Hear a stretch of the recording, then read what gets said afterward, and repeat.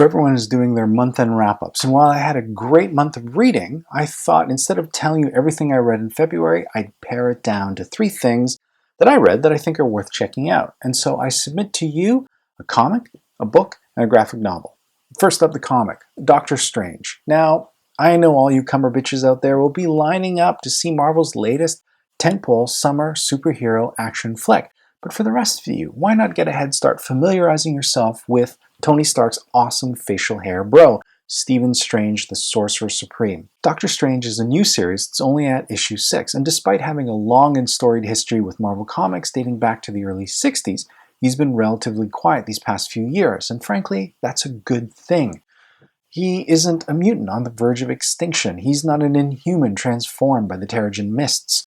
He hasn't come back from the future, died in the present, or come up from the past. He hasn't been gender swapped, racially changed, or had his sexual orientation retconned. He is a relative blank slate, and frankly, in the big two, this is a pretty rare thing. And they've given writing duties to Jason Aaron, who frankly made me care about Thor, and his 60-issue run over at Vertigo for Scalped is frankly well worth checking out. I highly recommend it. Now, if I'm going to be nitpicky, essentially he's following the God Butcher storyline, but instead of Thor battling a villain that's eradicating gods across all dimensions, Stephen Strange is facing a foe that's looking at destroying magic across all worlds. But what can I say? Aaron likes to start big. Aaron also explores the cost of magic and the price that has to be paid for its use. He further explores Stephen Strange's manservant Wong and gives him a lot more agency. And what I like is Stephen Strange is a lot more hands-on in this particular run instead of floating on his cape and making vague hand gestures. Chris Bachalo is on artistic duties, and he is the right mix of cartoony, kinetic fun.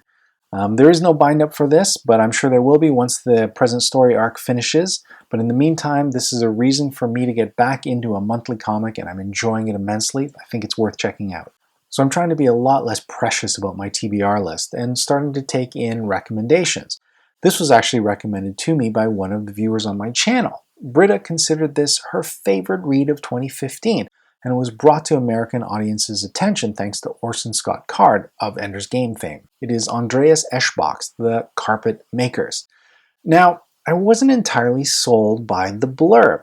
It is a dry desert planet where carpet weavers spend their entire lives making a single carpet to render unto the all-powerful galactic emperor, the proceeds of which allows their son to continue on that tradition, and they would spend their entire lives making a single carpet, and on through the generations.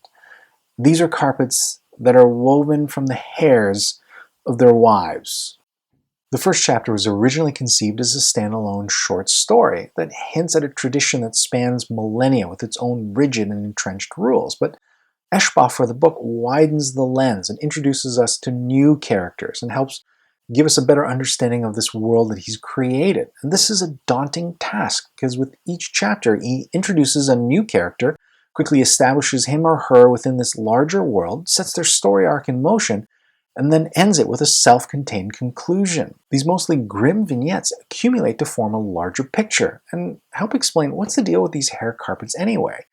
And I love these puzzle pieces slowly sliding into place to reveal a larger picture. This is a great bit of sci-fi, but that's all I want to tell you, because half the fun is discovering it for yourself. But tough sell, I know. I mean, hair carpets? I guess it's better than hair blankets? Anyway, I hope you check it out. Finally, a graphic novel and my first 5-star review of 2016. Jean Luen Yang's American-Born Chinese was shortlisted for the National Book Award, won the ALA's Prince Award, as well as an Eisner Award for Best New Graphic Album. And Jean himself was recently appointed the National Ambassador for Young People's Literature. This one got me square in the feels. It follows 3 stories, that of the Trials of the Monkey King, high schooler Jin Wang, and this surreal sitcom-esque storyline complete with laugh track following the exploits of one Chinky.